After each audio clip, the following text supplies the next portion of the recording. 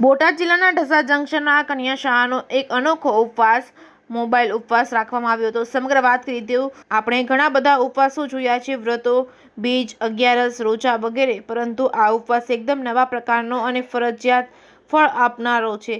ગઢડા તાલુકાના ઢસા જંકશન કન્યા પ્રાથમિક શાળામાં અવારનવાર ઇનોવેટિવ પ્રવૃત્તિઓ શાળામાં તથા એપીસીમાં સીપીઓ પ્રવીણભાઈ મકવાણા દ્વારા હંમેશા કરવામાં આવે છે। તેમાં એક પ્રવૃત્તિ એટલે કે આ મોબાઈલ ઉપવાસ। મોબાઈલથી ઘણું બધું નુકસાન આપણા સમાજને થયું છે। જો કે તેના ફાયદાઓ અને ઉપયોગિતા પણ ઘણી છે, પરંતુ અત્યારે મોબાઈલ માત્ર મનોરંજનનું સાધન બની ગયું છે। તેનાથી પરિવારો છૂટતા જાય છે, વિદ્યાર્થીઓનું બાળપણ છીનવાતું જાય છે, વડીલોનો આદર ભાવ કરતો જાય છે, મહેમાનોની આગતા સ્વાગતા ઓછી થતી જાય છે, માણસના શારીરિક અને માનસિક સ્વાસ્થ્ય ઉપર ગંભીર અસરો થઈ રહી છે। ટૂંકમાં કહીએ તો આપણી ભારતીય સંસ્કૃતિનું ખેદાન મેદાન થઈ રહ્યું છે। ડોક્ટર અને ચિંતકો તો એવું કહે છે કે થોડા વર્ષોમાં દરેક ઘરમાં એક પાગલ માણસ હશે અને તેનું કારણ છે મોબાઈલ। ત્યારે મોટા ભાગના લોકો રીલ્સ જોવામાં તેમજ સ્ટેટસ જોવામાં તેમજ મૂકવામાં પોતાનું સાચું સ્ટેટસ ગુમાવી બેઠા છે।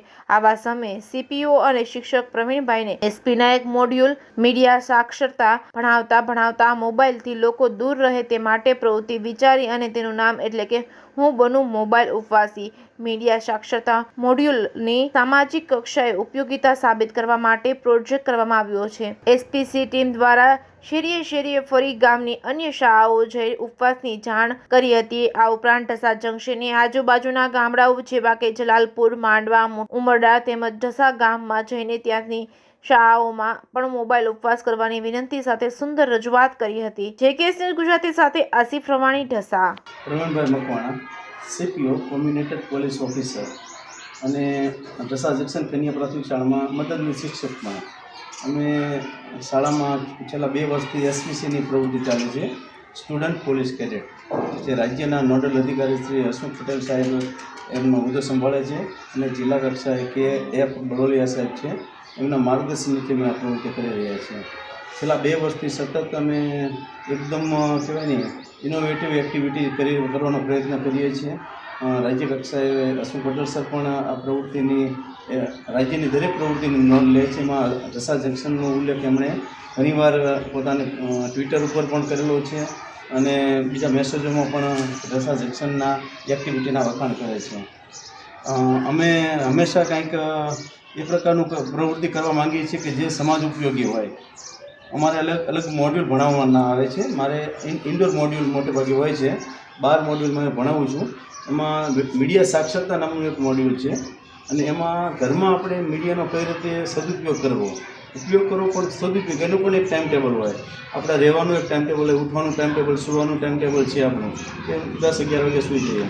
એવી જ રીતે મીડિયા એટલે કે મોબાઈલ છે, કોમ્પ્યુટર છે, ટીવી છે, તો આનું પણ એક ઘરમાં વ્યવસ્થિત ટાઈમ ટેબલ હોય એવું એક માનનીય પટેલ સાહેબ ઈચ્છતા હતા અને એ અનુસંધાને અમે એવું નક્કી કર્યું કે આપણી સ્કૂલથી આપણે એક નવો વિચાર મૂકીએ અને વહેતો કરીએ અને કદાચ જો એ વિચાર બધી જગ્યાએ અમલમાં આવે તો સમાજમાં એક સારી સામાજિક ક્રાંતિ થાય। એટલે અમે વિચાર્યું કે ભાઈ બાળકો પાસે મેં વિચાર મૂક્યો કે મીડિયા સાક્ષરતા છે એમાં આપણે એવું કરીએ તો કે એક ઉપવાસ કરીએ તો બાળકોને ઉપવાસનું તો ફેર કહે સાહેબ કેવા વ્રત કરવાના છે, કાંઈ રોજા કરવાના છે, કાંઈ 16 સોમવારના વ્રત છે। મેં કીધું નહીં, એ ઉપવાસ નથી, આ ઉપવાસ બીજો છે અને એ ઉપવાસ છે મોબાઈલનો ઉપવાસ। તો બાળકોને થયું કે સાહેબ મોબાઈલનો ઉપવાસ એટલે શું? એટલે પછી મેં વાત કરી કે આપણે છે ને અઠવાડિયામાં એક દિવસ રવિવારે આપણે મોબાઈલ મિત્રો બનાવે અને મેદાનની રમતો રમે। આ તરફ અમારું પ્રયાણ છે, આ વિચારોનું, અને આ બધું માર્ગદર્શન અને પ્રેરણા અમને રાજ્ય કક્ષાએથી માનનીય હસમુખ પટેલ સાહેબ દ્વારા જ મળે છે અને એમની માર્ગદર્શન અને પ્રેરણાથી જ અમને આ બધી પ્રવૃત્તિ કરવાનું સતત મન થાય છે। ઘણા બધા બાળકો સારી એવી પ્રવૃત્તિમાં વળ્યા છે, મોબાઈલ મૂકી અને આ બધી દીકરીઓ દરેક કેડેટ્સો એ બીજી પ્રવૃત્તિ કરે છે, સંદર્ભ પુસ્તકો પણ વાંચે છે, સગા વાલા સાથે બેસે છે, આદાન પ્રદાન કરે છે વિચારોનું, મહેમાનોને પણ એ લોકો મહેમાનો સાથે પણ વિચારો કરે છે, આ વિચારોનું આદાન પ્રદાન કરે છે। ઘરના પરિવારવાળા પણ બહુ ખુશ છે। એટલા માટે ધીરે ધીરે આ પ્રોજેક્ટ અમારી સફળતા તરફ જઈ રહ્યો છે। અમને તો ખૂબ આનંદ છે। ભલે કદાચ ગુજરાત સરકાર કે રાજ્ય કક્ષાએ આની સ્વીકાર થાય કે ન થાય એ પછીની વાત છે, પણ અમે પાયાથી જે શરૂઆત કરી છે એ સરસ મજાનું બીજ અત્યારે સરસ મજાનું અંકુરો ફૂટી ગયા છે। જોઈએ કેટલું મોટું વટવૃક્ષ થાય છે એ પછીની વાત છે, પણ અત્યારે અમે અમારો વિચાર રજૂ કર્યો છે। નામ મેરમાનસી છે. હું શ્રી ઢસા જંકશન કન્યા પ્રાથમિક શાળાની સ્ટુડન્ટ પોલીસ કેડેટ છું. અમારી શાળામાં જિલ્લાના પોલીસ વડા શ્રી કે બલોલિયા સાહેબ અને રાજ્ય કક્ષાના નોડલ અધિકારી શ્રી હસમુખ પટેલ સાહેબના માર્ગદર્શન હેઠળ અમારા સીપીઓ સાહેબ શ્રી પી કે મકવાણા ખૂબ જ સારી રીતે એસપીસીની પ્રવૃત્તિ ચલાવી રહ્યા છે. એસપીસીએલની અંતર્ગત છે ને અમારી ઇન્ડોર ક્લાસ લેવામાં આવે છે અને આઉટડોર ક્લાસ લેવામાં આવે છે. આઉટડોર ક્લાસની અંદર અમે બધા પરેડ કરીએ છીએ, એક્સરસાઇઝ કરીએ છીએ તથા બીજી ઘણી અલગ અલગ પ્રવૃત્તિ કરીએ છીએ. અમે ગામના સારા સારા સ્થળોની મુલાકાતે પણ જઈએ છીએ, જેમ કે railway station, bus station, police station, panchayat, khadi ભંડાર, આવી તમામ જગ્યાએ અમે જઈએ છીએ અને અમે જાણીએ છીએ કે ત્યાં બધું કામ કઈ રીતે થાય છે. પછી ઇન્ડોરની અંદર અમારા સાહેબ અમને અલગ અલગ મોડ્યુલ ચલાવે છે, જેમ કે અમારો કિશોર અવસ્થાનો મોડ્યુલ છે, પછી અમારો પોક્સો કાયદો છે, બીજી અલગ અલગ બધા મોડ્યુલ છે, એ બધા અમારા સાહેબ અમને શીખવાડે છે. તો અમારા સાહેબ જ્યારે મીડિયા સાક્ષરતાનો મોડ્યુલ લેતા હતા ને ત્યારે અમને એમ વિચાર આવ્યો કે કાંઈક એવું કરીએ જેનાથી આજકાલ જે બધા બહુ મીડિયાની અંદર વ્યસ્ત રહે છે ને એમાં કંઈક જાગૃતિ આવે. તો અમારા સાહેબે અમને બધાને કીધું કે આપણે બધાએ છે ને દર રવિવારે મોબાઈલનો ઉપયોગ નહીં કરીએ, એટલે આપણે બધા રવિવારે મોબાઈલનો ઉપવાસ કરશું. તો આ સાંભળીને મને બહુ નવાઈ લાગી, કારણ કે મારાથી મોબાઈલ વગર ઘડીક પણ ન રહેવાય. તો એ તે બધાએ સંકલ્પ લીધો એટલે મેં પણ મોબાઈલનો સંકલ્પ લઈ લીધો. પછી વારો આવ્યો રવિવાર, એટલે કે મારો મોબાઈલનો ઉપવાસ. તો મને તો આમ તો મોબાઈલ વગર ન રહેવાય, રોજ સવારની મારી ટેવ છે કે હું મોબાઈલ લઉં, બધાના સ્ટેટસ જોઉં, પોતાનું ચડાવું, પણ ત્યારે તો મોબાઈલ નહોતો અડવાનો. એટલે મેં ઘરના વિવિધ કામો સારી રીતે કર્યા. પછી હું વાંચવા બેઠી, બાકી તો જાજે ભાગે રવિવાર હોય એટલે મોબાઈલનો ઉપયોગ વધારે કરું, પણ મારે મોબાઈલ નહોતો અડવાનો એટલે મેં વાંચ્યું. પછી સાંજે તે હું મારા પરિવારજનો સાથે બેઠી, નકર હું મારા પરિવારજનો સાથે નથી બેઠી. આ ઉપવાસથી મને કેટલા બધા ફાયદા છે.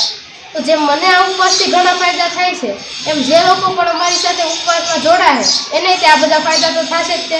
તો અમારી તો એવી જ ઈચ્છા છે કે ધીમે ધીમે અમારું આખું ગામ મોબાઈલ ઉપવાસી બને, પછી બીજા ગામો અમારી યારે આ ઉપવાસમાં જોડાય અને આપણું આખું ગુજરાત રાજ્ય મોબાઈલ ઉપવાસી બને. તો મને એવી આશા છે કે બધા અમારી સાથે સારી રીતે મોબાઈલ ઉપવાસમાં જોડાશે. અમારો આ ઉપવાસ છે એ સમાજને લગતો છે અને અમારી તો એવી ઈચ્છા છે કે આનાથી સમાજમાં જાગૃતિ આવે. મારું નામ પરમાર રોશી પ્રવીણભાઈ છે. પહેલાં તો મોબાઈલમાં ખૂબ જ વ્યસ્ત રહેતી હતી. રવિવાર હોય કે કોઈ પણ દિવસ હોય, મોબાઈલને અડવાનું એક બહાનું જોતો હતો. પરંતુ જ્યારે અમારો મોબાઈલ ઉપવાસ હતો ત્યારે તો ફોનને અડવાનો નહોતો. ત્યારે અમને ઘણા બધા ફાયદાઓ થયા. ત્યારે હું બહાર રમવા ગઈ, વિવિધ રમતો રમી, જેમ કે કબડ્ડી, ખોખો, ક્રિકેટ, લંગડી. ઘરના સભ્યો સાથે બેઠી, તેમની સાથે વાતચીત કરી, દાદા પાસેથી વાર્તાઓ સાંભળી, દાદા અને મમ્મી પપ્પા પાસેથી જૂની વાતો સાંભળી, દાદાના જૂના પ્રસંગો સાંભળ્યા, મમ્મીને ઘરકામમાં મદદ કરી. આ બધું કરીને ત્યારે અમને થયું કે વાહ, મોબાઈલ વગર પણ આવું સરસ કરી શકાય. તો મોબાઈલમાં આપણે જેટલો વખત બગાડીએ છીએ તેના કરતાં આપણે આવી બધી પ્રવૃત્તિઓમાં આપણો સમય ફાળવીએ તો ખૂબ સારું રહે.